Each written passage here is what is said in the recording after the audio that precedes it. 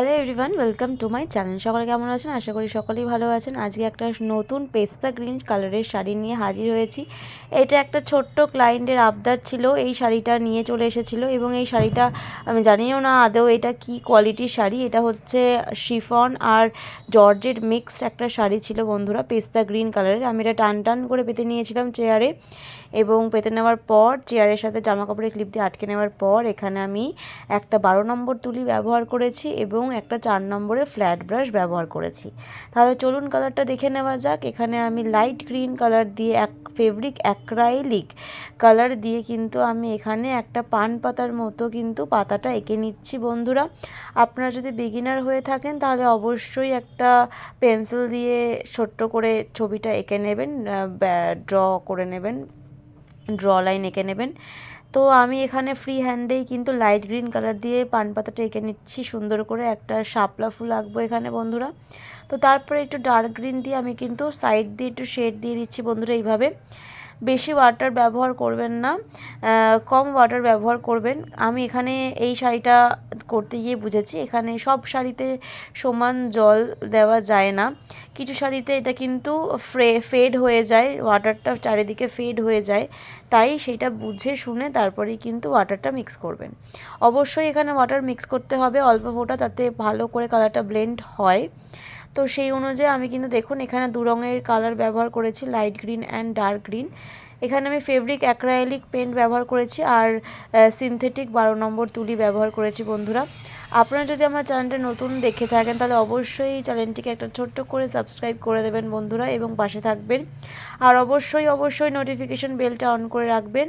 আমার চ্যানেলে আরও নতুন নতুন ভিডিও অলরেডি রয়েছেই। প্রত্যেকটা sari unique design hand painted দেখিয়েছি, নিজে তৈরি করে প্রত্যেকটা শাড়িতে দেখাই। কোনো অসুবিধা বা কোনো রকম প্রবলেম ফেস করলে অবশ্যই কমেন্টে জানাবেন।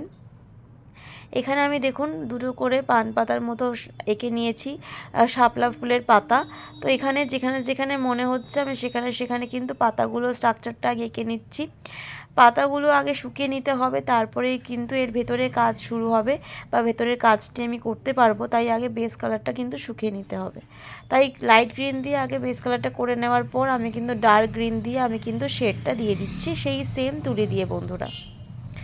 আপনারা যদি আমার চ্যানেলটা দেখে থাকেন তাহলে অবশ্যই আপনারা জানেন যে আমি প্রত্যেকটা শাড়ি নতুন নতুন ইউনিক ডিজাইন দিয়ে থাকি, যাতে যারা বিগিনার বা যারা হ্যান্ড পেন্টেড কাজের সাথে যুক্ত তারা আমার ডিজাইনগুলো দেখে নিজেরা বাড়িতে প্র্যাকটিস করেন এবং নিজেরা নতুন নতুন ডিজাইন তৈরি করতে পারেন এবং সেগুলোকে সেল করতে পারেন।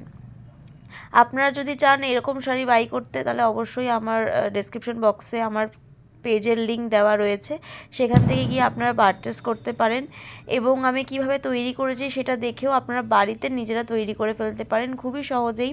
দেখুন এই যে ফেব্রিক অ্যাক্রাইলিক কালার, এই ছোটো ছোটো বটলগুলো যে কোনো বই খাতার দোকানে আপনারা পেয়ে যাবেন, বুক স্টোরে পেয়ে যাবেন, মানে স্টেশনারি শপে পেয়ে যাবেন। এখানে আমি এই পিঙ্ক কালারটা ব্যবহার করেছি বন্ধুরা শাপলা ফুলের জন্য। তো এরপর একটা 4 নম্বর ফ্ল্যাট ব্রাশ দিয়ে আমি কিন্তু এইভাবে ডালপালাগুলো এঁকে নিচ্ছি এবং চারিদিক দিয়ে একটু দাগ দাগ দিয়ে দিচ্ছিলাম পাতাগুলোর মধ্যে দেখুন। তো এইভাবে আমি প্রত্যেকটা পাতাগুলোর মধ্যে কিন্তু ফ্ল্যাট ব্রাশ দিয়ে আমি ডালগুলো এঁকে নিচ্ছি এবং এইভাবে দেখুন বৃতিগুলো এঁকে নিচ্ছি এইভাবে আপস অ্যান্ড ডাউনস করে পাতাগুলোকে, মানে ব্রাশটাকে একদম উপর নিচ করে করে এইভাবে কিন্তু আমি কুড়িগুলো এঁকে নিচ্ছিলাম। জাস্ট নিচে যে ফুলের নিচে যে বৃন্তটা থাকে সেই জিনিসটাই আর কি এঁকে নিচ্ছিলাম। খুবই সহজেই আপনারা কিন্তু ফ্রি হ্যান্ডে এটা এঁকে নিতে পারেন, 2-3 বার প্র্যাকটিস করলেই হয়ে যাবে, কোনো অসুবিধা নেই বন্ধুরা। এটা আঁচলের পোর্শন অল ওভার শাড়িতে আমি এরকমই ডিজাইন এঁকেছি, খুবই সিম্পল একটা মিনিমাল ডিজাইন রয়েছে। আপনারা চাইলে যে কোনো কালারের শাড়িতে কিন্তু এই ডিজাইনটা তৈরি করে ফেলতে পারেন এবং একটা সুন্দর হ্যান্ড পেন্টেড শাড়ি নিজের জন্য তৈরি করে ফেলতে পারেন। দেখুন এখানে আমি কিন্তু গাঢ় সবুজ দিয়ে আমি কিন্তু এবার দাগ দাগ করে দিয়ে যাচ্ছি যাতে একটু বেশি হাইলাইটেড হয় পাতাগুলো। খুবই সিম্পল একটা ডিজাইন। এরপরে আমি পিঙ্ক কালারটার শেডটা নিয়ে আমি কিন্তু এবার ফুলগুলো এঁকে যাচ্ছি সেম ব্রাশ দিয়ে 12 নম্বর তুলি দিয়ে। দেখুন ভালো করে আপনারা যদি দেখে থাকেন তাহলে লক্ষ্য করবেন, জাস্ট একটা শেড পর একটা শেড, একটা স্ট্রোক দেওয়ার পর আরেকটা স্ট্রোক, এইভাবে কিন্তু আমি ফ্লাওয়ারগুলো আঁকছি। খুবই সিম্পলি ভালোভাবে ভরাট করে নিতে হবে, একটার উপরে একটা দিতে দিতে কিন্তু পুরো শাপলা ফুলটা রেডি হবে। এরপর লাস্ট কাজ যেটা হচ্ছে হোয়াইটের কাজ, তার সাইড থেকে একটুখানি গ্যাপ দিয়ে দিয়ে কিন্তু স্ট্রোক দিয়ে দিতে হবে তুলি দিয়ে, তাহলেই তৈরি হয়ে যাবে আমাদের সুন্দর একটা শাপলা ফুলের ডিজাইন। তাহলে বলুন তো বন্ধুরা কতটা সুন্দরভাবে ফুটে উঠেছে শাড়িটা।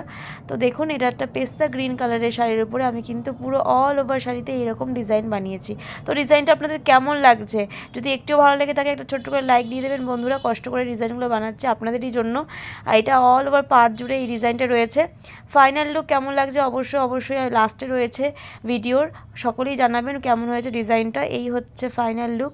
এটা হচ্ছে একটা ছোট্ট আমার বোনের জন্য তৈরি করা। Thank you for watching. দেখা হচ্ছে নেক্সট ভিডিওতে।